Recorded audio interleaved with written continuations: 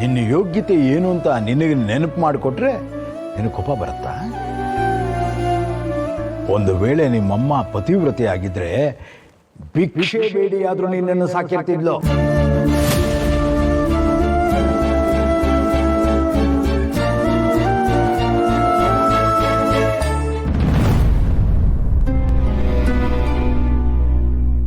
ಹೇಗೆ ಏನು ಅಂತ ಏನೂ ಕೇಳಬೇಡಿ, ಆದರೆ ಎಲ್ಲನೂ ನನಗೆ ಗೊತ್ತಾಯ್ತು.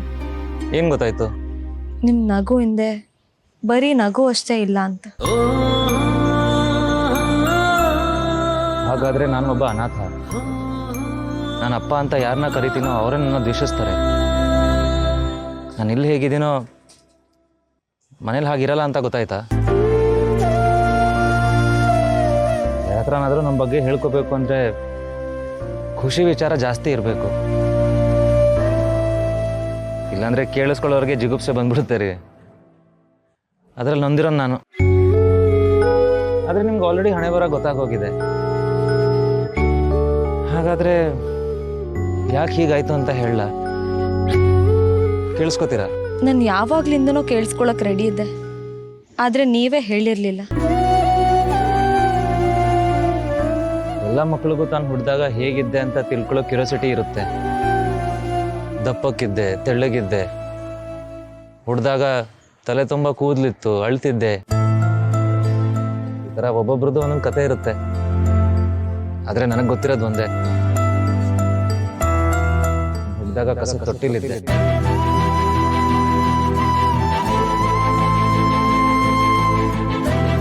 ನಾನು ಯಾಕಿಲ್ಲದ್ ಬಂದೆ ನನಗೆ ಗೊತ್ತಿಲ್ಲ.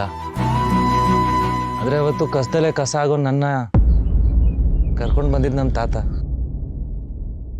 ರಾಮಕೃಷ್ಣ ವಶಿಷ್ಠ. ಅವರು ಅವತ್ತು ನನ್ನ ಎತ್ಕೊಳ್ಳಿಲ್ಲ ಅಂದಿದ್ರೆ ಇವತ್ತು ಈ ಕತೆ ನೀವು ಕೇಳ್ತಿರ್ಲಿಲ್ಲ. ಉಸಿರು ಕೊಟ್ಟರು, ಹೆಸರು ಕೊಟ್ಟರು, ಜೀವದ ಜೊತೆ ಜೀವನನೂ ಕೊಟ್ಟರು.